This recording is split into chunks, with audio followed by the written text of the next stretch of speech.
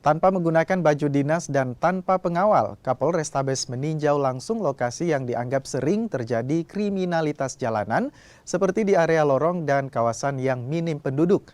Tak hanya berkeliling, Kapolrestabes Makassar juga bertemu dengan tokoh masyarakat dan tokoh pemuda di RT dan RW setempat, mendengarkan keluhan dan usulan untuk mengantisipasi aksi kriminalitas di wilayah tersebut. Kegiatan ini dilakukan agar warga nyaman menyampaikan keluhan sehingga aksi kriminalitas dapat berkurang. Jadi baik terkait kedatangan Kapolrestabes hari ini merupakan silaturahmi yang kemudian dilanjutkan dengan pemberian sembako dan menyapa seluruh warga Kelurahan Macini Sombala, Kecamatan Tamalate.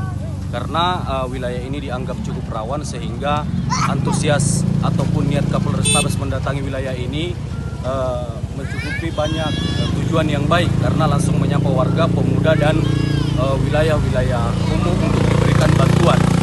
Saya rasa itu tanggapan.